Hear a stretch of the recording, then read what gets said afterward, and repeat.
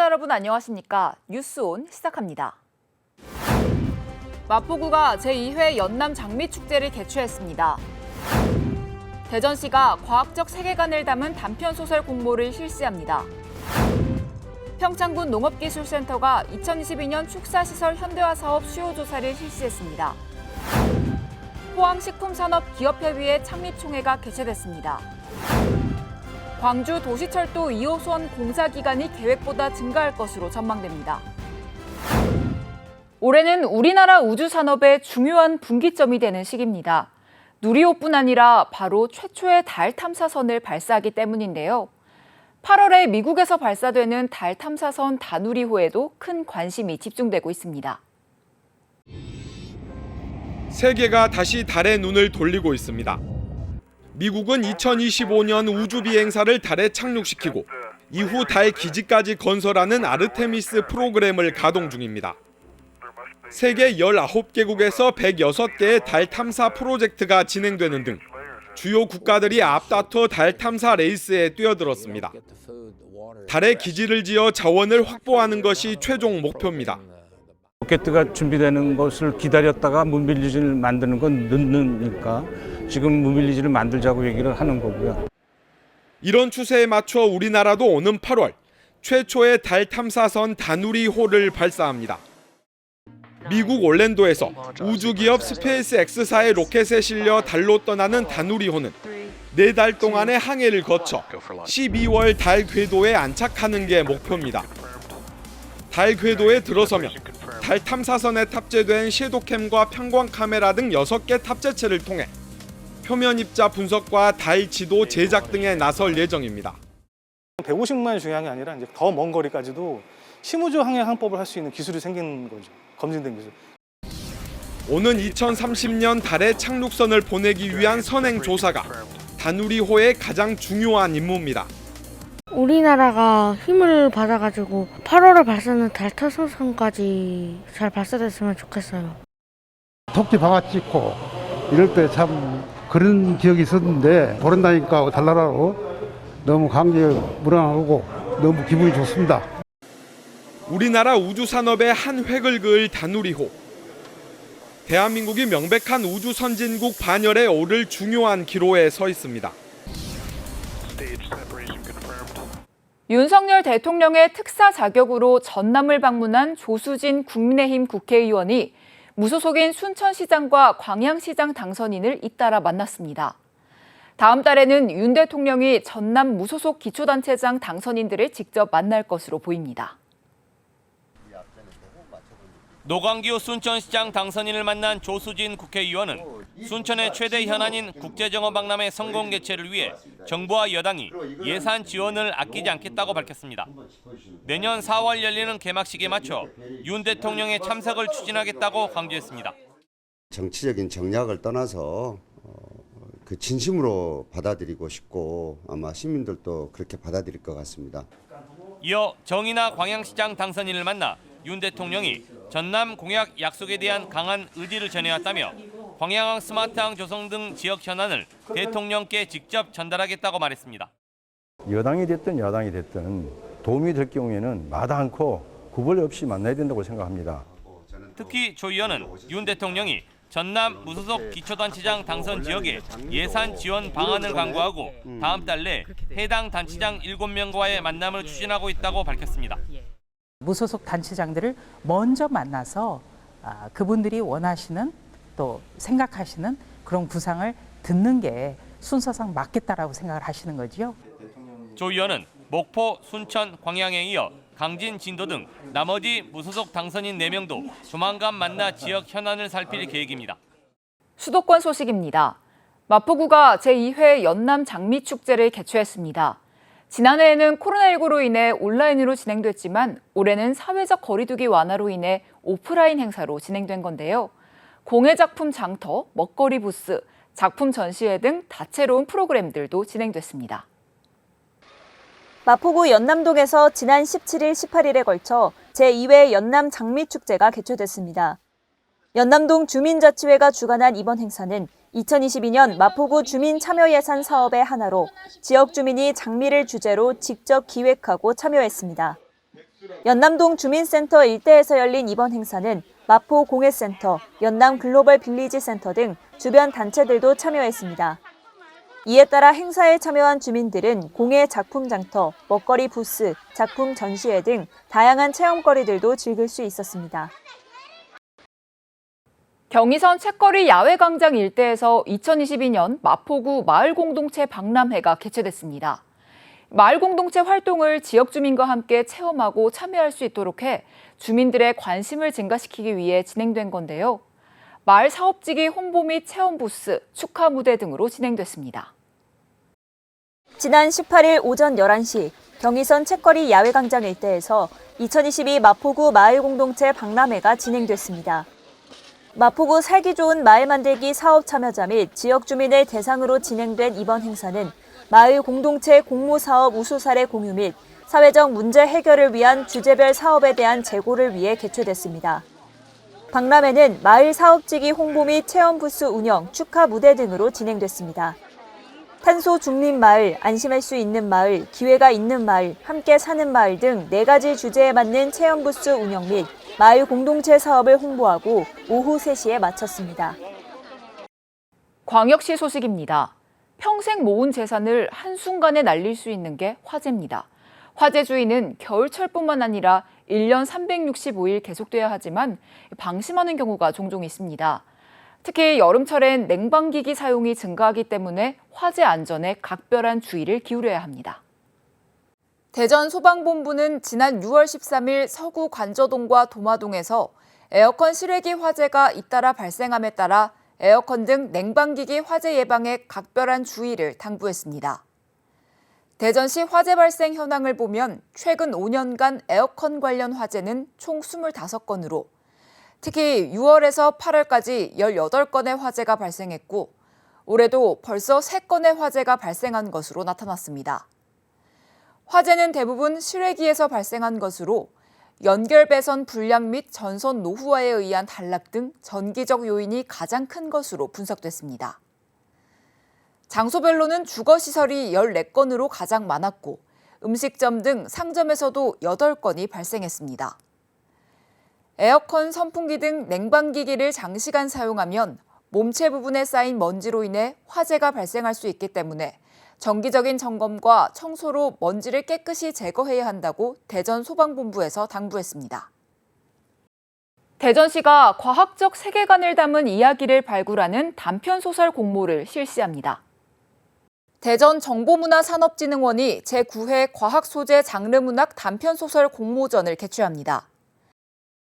이번 공모는 원고지 100에서 200매 내외의 순수 창작 스토리를 대상으로 하며 과학을 주요 소재로 한 작품이면 SF, 판타지, 로맨스 등 장르를 불문하고 응모할 수 있습니다. 응모 신청은 오는 8월 16일까지 대전 콘텐츠 코리아 랩 홈페이지 회원 가입 후 해당 공모전 모집 공고에 접수하고 첨부 파일을 등록하면 됩니다.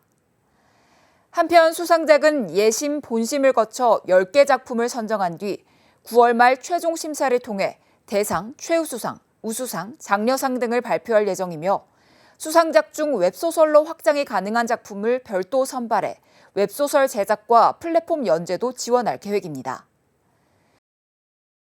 신청 방법 등 세부적인 사항은 대전정보문화산업진흥원 또는 대전 콘텐츠 코리아 랩 홈페이지를 참고하시기 바랍니다. 이어서 강원도 소식입니다. 평창군 농업기술센터는 관내 축산농가 경영 안정을 위한 2022년 축사시설 현대화 사업 수요조사를 실시했습니다. 지원 대상은 축산업 허가를 받은 축산농가 및 법인이며 지원 축종은 한유구, 양돈, 육개, 사슴, 양, 흑염소 등입니다. 지원 조건은 융자 80%, 자부담 20%이며 이자율은 중소규모 연리 1%에 5년 거치 10년 상환 방식입니다. 지원 품목으로는 선풍기, 환기 송풍팬, 쿨링패드, 안개 분무기 등 폭염이나 혹한에 대비한 시설, 장비, 자재 등입니다. 이해 군은 최근 기후변화에 따른 폭염 피해 등 축산농가들이 축산 경영에 많은 어려움을 겪고 있다며 이 어려움을 축산시설 현대화 사업을 통해 해결하길 바란다고 전했습니다. 또한 추후 안정적인 축산물 생산 기반 구축을 위해 재해에 대비할 수 있도록 지속적으로 지원할 계획이라고 밝혔습니다. 횡성군이 7월 15일까지 관내 광업 제조업 사업체를 대상으로 2021년 기준 광업 제조업 조사를 실시합니다. 군은 광업 제조업 부문의 구조와 산업활동 실태 등을 파악하기 위해 7월 15일까지 종사자 10인 이상인 관내 58개 광업 제조업 사업체를 대상으로 2021년 기준 광업 제조업 조사를 실시합니다. 이번 조사는 통계청 주관하에 매년 전국적으로 실시되는 국가 승인 통계조사입니다. 조사 방식은 조사위원이 마스크와 조사원증을 폐용하고 각 사업체를 직접 방문하여 이뤄지며 조사 항목은 사업체명, 창설 연월, 조직 형태, 종사자 수 및 연간 급여액, 연간 출하액 및 수입액, 영업비용 등 13개 항목입니다. 충청도 소식입니다. 충북도는 2022년 산업단지 대개조 지역 선정에 따라 TF를 가동하고 본격적인 사업 추진 준비에 들어갔습니다. 산업단지 대개조는 산업단지를 지역산업의 혁신 거점으로 만들어 지역경제 활성화와 일자리 창출을 도모하는 범정부 지원 사업입니다. 이번에 구성된 TF는 준비 단계에서 충북의 여건에 맞는 세부 사업과 시행 조치를 선정하고 실행 체계를 마련해 정부 지원 사업에 실질적으로 대응합니다. 이어 실행 단계에서는 효율적인 사업 추진을 위한 분야별 협업 네트워크와 성과 관리 체계를 지원합니다. 충북도는 도내 중소기업의 자금난 해소와 경영 안정을 위해 중소기업 육성자금 3차분에 대한 융자 지원 신청을 받는다고 밝혔습니다. 중소기업 육성자금은 중소기업이 도와 협약을 체결한 금융기관을 통해 대출을 받으면 도 및 시군에서 이자의 일부를 보전해주는 사업입니다. 이번에 지원하는 자금은 시설자금과 운전자금으로 나뉘며 총 1,150억이 융자 지원됩니다. 자금이 필요한 중소기업이 충북기업진흥원으로 방문 또는 우편으로 신청하면 적격 심사를 거쳐 신속히 자금 지원을 받게 됩니다. 계속해서 경상도 소식입니다. 포항시가 식품산업기업협의회 창립총회를 개최했습니다. 협의회 위원들과 활발하게 소통하며 포항 농어가 소득 안정과 관내 소상공인 매출 증대의 디딤돌을 마련했습니다. 포항시는 14일 식품산업 활성 및 지역 내 우수 제조 가공품의 생산, 발전, 홍보를 위한 포항 식품산업기업협의회 창립 총회를 개최했습니다. 포항 식품산업기업협의회는 지역 내 농어촌 생산자와 식품 제조업체 간 동반 성장 체계 구축, 음식 관광 콘텐츠 개발 및 홍보 마케팅 지원 등의 사업을 수행합니다.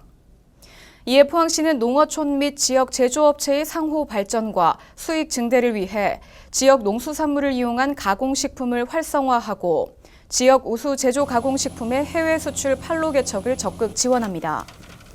또 시는 식품위생안전시설 개선을 통한 해썹 인증으로 시민들이 안심할 수 있는 먹거리를 제공하고 라이브 커머스 아카데미 양성 사업 등 식품위생업소에 대한 지원 사업을 추진해 소상공인 매출 증진에도 나설 예정입니다. 포항시가 포스텍 연구중심의대 설립 비전 선포식을 가지고 바이오 보국 실현의 비전을 선포했습니다. 포스텍 연구중심의대, 새 정부 110대 국정과제 등에 선정되며 설립이 가시화되고 있습니다. 17일 포항시는 경상북도 포스텍과 함께 포스텍 연구중심의대 설립 비전 선포식을 가지고 바이오 보국 실현의 비전을 선포했습니다. 이번 비전 선포식은 연구중심의대 설립의 의지를 다지는 한편 사업 추진 과정을 공유하고 향후 계획을 논의하기 위해 마련됐습니다. 이날 김철홍 포스텍 교수는 연구중심의대 설립의 필요성과 계획, 연구중심 스마트 병원의 청사진 등에 대해 얘기했습니다. 발표된 계획에 따르면 포스텍은 2028년까지 연구중심 의대와 900병상 규모의 스마트 병원을 설립해 의사과학자를 양성하고 연구중심 의학교육 선도 모델을 제시할 전망입니다. 종합토론에서는 우수한 바이오 인프라를 확보한 포항이 신약 임상 검증이 가능한 연구병원을 확보할 시 지역 바이오 헬스 산업의 고속 성장을 기대할 수 있다는 의견이 제시됐습니다. 또 포항이 보스턴 모델에 버금가는 바이오 헬스 클러스터로 발돋움하기 위한 방안 등 다양한 논의도 이뤄졌습니다. 계속해서 광주 전남 소식 전해드립니다. 민선 8기 광주 전남의 현안을 검토해보는 연속 보도, 이번에는 광주 군공항 이전입니다. 어등산 관광단지 개발과 함께 해묵은 현안 중 하나인데요. 윤석열 정부에서 국정과제로 채택된 만큼 이번엔 해결의 실마리를 찾을 수 있을지 관심입니다. 군공항 이전 특별법이 시행된 건 지난 2013년. 이후 10년 가까이 군공항 이전을 위한 논의는 교착 상태를 벗어나지 못하고 있습니다. 예비 후보지 선정은 물론이거니와 이전 지역을 선정하기 전에 선행돼야 할 보상체계 구상도 안갯 속입니다. 그 사이 이전을 추진하는 광주시와 이전 대상 지역인 전남도 간 갈등만 증폭됐습니다. 국가 재정에 부담을 주지 않는 기부대 양여 방식으로 군공항 이전이 추진되는 것도 문제입니다. 수조 원을 지방자치단체의 예산으로만 써야 하는 만큼 양 시도로선 큰 부담입니다. 이 모든 과정의 정점에는 국방부와 국토부, 기재부, 즉 정부의 결단이 필요한데 뒷짐만 지고 있습니다. 지난해 국무총리실이 직접 나서 범정부 협의체를 구성해 해법 모색에 나섰지만 대선 전국 등 정치 상황과 맞물리면서 사실상 공중분해됐습니다. 광주 군공항 이전 문제는 특별법을 제정을 해서 정부의 책임을 명확하게 하는 게 굉장히 중요합니다.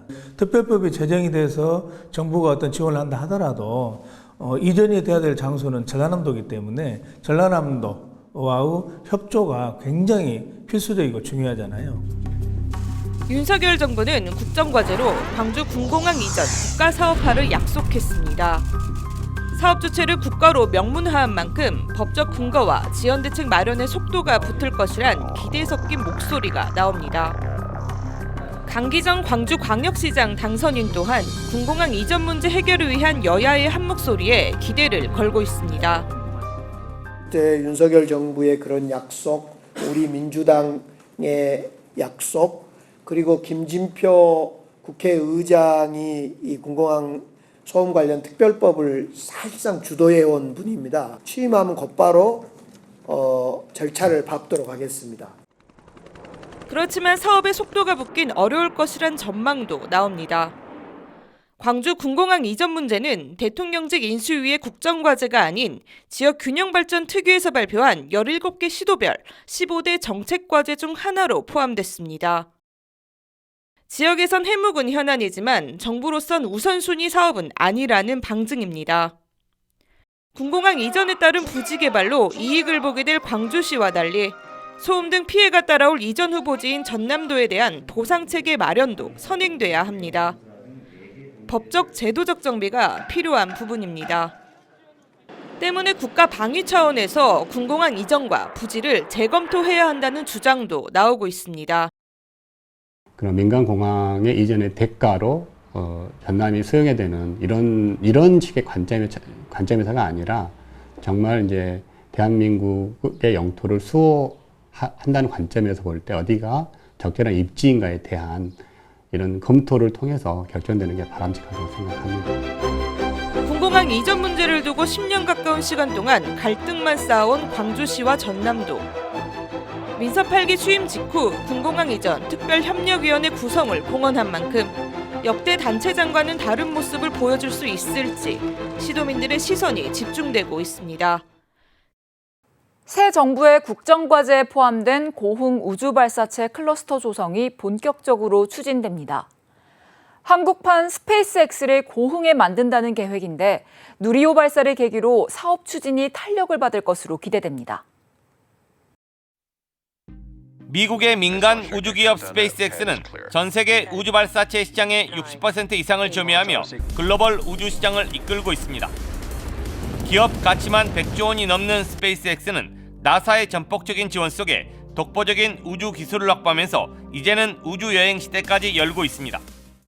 The key to making life multiplanetary is a fully reusable rocket. That's the key. 한국판 스페이스X를 고흥에 만들기 위한 도전이 시작됐습니다. 전남도는 2031년까지 8천억 원을 투입해 고흥 나로즈 센터를 중심으로 우주발사체 산업 클러스터를 조성하기로 했습니다. 민간 기업의 우주발사체 제작에서부터 발사까지 모든 단계가 한 번에 이루어지는 국가사업으로 새 정부의 국정 핵심 과제에도 포함됐습니다. 우주에 대한 국민적인 관심도를 높이기 위해 우주 테마파크를 조성하고 미국 케네디 우주센터와 같이 민간인 관람이 가능한 관광 상품도 개발하기로 했습니다. 민간 기업이 주도하는 우주 발사체 산업 클러스터를 조성해서 전남을 국가 우주산업의 혁신 거점으로 육성해 나가겠습니다. 누리호 발사 이후 대한민국 우주광국 도약을 위한 꿈이 남도의 끝자락에서 점점 연걸어가고 있습니다. 일제시대 개항장이었던 목포의 역사적 건축물인 옛 세관 창고가 목포의 맛을 알리는 갤러리로 탈바꿈했습니다. 맛의 도시 목포의 다양한 음식을 맛보고 체험하는 관광 콘텐츠로 만들어졌습니다. 1897년 개항과 동시에 목포에는 해관으로 불렸던 세관이 설치됐습니다. 해관은 목포항에 드나드는 물품을 관리했습니다. 근대기 개항장의 중요한 역사 자료로 세관터와 창고는 문화재로 등록됐습니다. 목포시가 근대 역사 자원인 세관 창고를 새로운 복합 문화 공간으로 조성했습니다. 미식 문화 갤러리 해관은 맛의 도시 목포의 미식 체험 공간입니다. 홍어와 낙지, 갈치 등 목포의 구미와 대표 주전부리 등을 직접 맛보는 푸드존, 휴식을 위한 라운지 등을 갖춰 목포의 맛을 알리게 됩니다. 목포의 구미를 선보일 수 있는 공간이 되어서 관광객들한테도 좋고 주전부리나 뭐 이런 게 비치되어 있어서 목포 시민들한테도 더 좋은 공간이 될 것 같습니다. 다른 한동의 창고는 옛 세관의 역사와 개항장 목포의 역사를 한눈에 볼 수 있는 전시관으로 조성됐습니다. 전국 최초 공간문화재로 지정된 근대 역사문화 거리에 색다른 체험형 관광 콘텐츠입니다. 목포가 가진 맛의 우수성을 알리는 플랫폼으로 원도심 상권 활성화 등 지역 경제에도 활력을 불어넣을 것으로 기대됩니다. 목포 맛의 우수성을 알리고 인근 음식점 방문으로 이어지는 미식 플랫폼 역할을 할 것이며 원도심의 새로운 관광 거점으로 기대됩니다. 맛을 테마로 한 쿠킹 클래스와 푸드 콘서트 등 관광객들이 맛보고 즐기는 미식 관광 상품을 운영할 계획입니다. 광주 도시철도 2호선 공사 예산과 기간이 당초 계획했던 것보다 대폭 증가할 것으로 전망됩니다. 광주시는 명확한 정보를 내놓지 않고 있지만 2025년 완전 개통이라는 당초 계획에서 최소 2-3년은 더 걸릴 수 있다는 예상이 나오고 있습니다. 광주 도시철도 2호선 총 사업비가 당초 2조 2천억 원에서 9,300억 원 증가해 3조 원을 넘어설 전망입니다. 다행히 추가 예탄은 받지 않아도 되지만 KDI는 추가된 사업비가 적정한지 검토에 들어갔습니다. 사업비 증가의 적정성을 인정받더라도 국비 지원은 60%뿐입니다. 결국 광주시가 자체 예산으로 나머지 40% 3,700억 원을 추가 부담해야 합니다. 강기정 광주광역시장 당선인은 지방채 발행밖에 대안이 없다는 입장입니다. 나머지 40%는 추가로 확보를 해야 되는데 방식은 지방채 발행에 밖에 없겠다. 광주시가 한 해 발행할 수 있는 지방채 한도는 2천억 원 수준. 도시철도 2호선 사업에만 지방채 발행을 집중할 수도 없어 공사 기간을 늘려 매년 지방채 발행량을 조율해야 하는 상황입니다. 기간이 늘어나면 매칭액은 연도별로 분산되니까 줄어들겠죠. 이 3단계 구간 착공 시기도 문제입니다. 당초 계획대로라면 지난해 공사에 들어가야 했지만 사업비 증가 협의가 올해 내로 끝나야 내년 공사 발주를 할 수 있습니다. 내년 발주와 공사를 시작하더라도 2단계 완공이 당초 계획보다 2-3년은 늦어지고 3단계는 예상조차 불가능한 상황입니다. 사업비 증가로 공사 기간이 대폭 늘어나는 것은 불을 보듯 뻔한 일이지만 여전히 광주시는 3단계 구간까지 2025년 개통이라는 공식 발표를 수정하지 않고 있습니다. 이정선 광주시 교육감 당선인과 공무원 노조가 정기 인사를 놓고 대립각을 세우고 있습니다.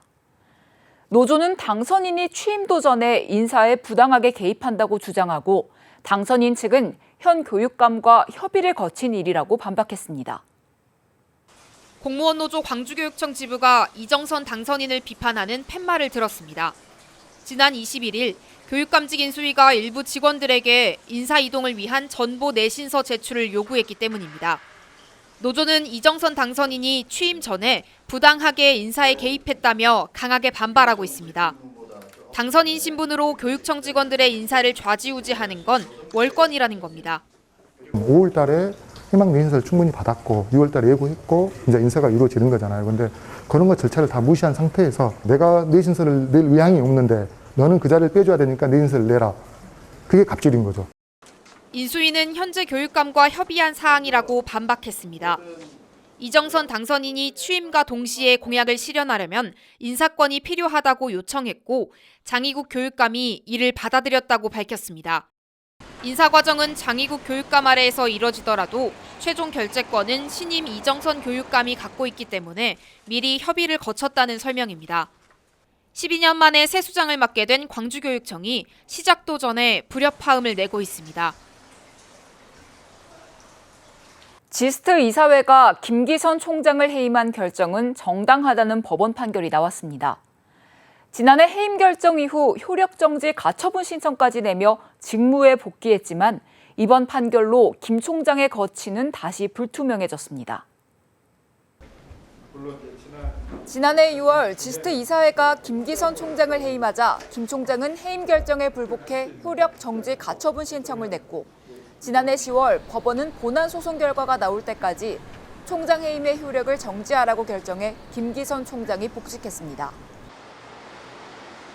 조금씩 쌓여온 것이 한번 터지면서 발전할 수 있는 좋은 계기가 됐고 이런 위기를 또 제 스스로 또 우리 광주과기원을 중심으로 큰 기회와 발전으로 끌어나가도록 하겠습니다. 그러나 법원은 23일 해임 결정이 정당하다며 김 총장이 제기한 이사회 결의 무효 확인 소송 청구를 기각했습니다. 다만 임기가 내년 3월까지인 김 총장이 항고할 경우 법원 판단이 확정될 때까지 총장직은 유지됩니다. 총장님도 이제 선임을 받으시고 법률적 의무를 검토하고 상소 여부를 결정하시는. 지난해 김기선 총장이 연구수당을 부당 수령했다는 의혹에서 시작된 지스트 총장 해임 사태. 총장과 이사회 간의 소송전이 계속되며 학사 운영에 차질이 생기면서 학교와 학생들이 피해를 보고 있습니다.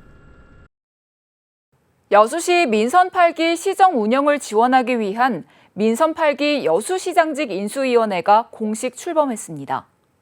지난 10일 진남 스포츠센터에서 현판식과 출범식을 가진 인수위원회는 여수시장직 인수위원회 운영에 관한 조례에 따라 인수위원회 15명의 위원과 자문위원 12명으로 구성돼 지방자치단체의 장애직 인수에 필요한 사항을 수행하게 됐습니다. 여수시가 유료 노상주차장의 효율적인 운영을 위해 무인화 시스템을 전면 확대 운영합니다. 바닥 제어 무인정산 주차 관제 시스템은 차량 주차 시 바닥에서 통제 장치가 올라오고 출차 시 요금을 정산하면 통제 장치가 내려가는 비대면 자동 시스템으로 시민들에게 호응도가 높아 전면 확대에 나서게 됐습니다. 여수시는 이순신 광장 등 6개소 211면의 노상주차장에 바닥 제어 무인정산 주차 관제 시스템을 확대 설치하고 7월 1일부터 운영을 시작할 예정입니다. 덥고 습한 장마철이 시작됐습니다. 습한 날씨에는 세균이 잘 번식하기 때문에 건강관리에 주의가 필요한데요. 더운 공기 중에 증식하는 눈병 세균에 노출될 확률이 높고 또 살모넬라균 등이 번식해 식중독을 일으킬 수도 있습니다. 또 비가 계속되면 일조량이 줄어드는데 이는 무기력함과 우울증으로 이어질 수 있는 만큼 충분한 야외 활동과 실내 분위기를 밝게 하는 것이 좋습니다. 이상 뉴스 마칩니다. 함께해 주신 여러분 고맙습니다.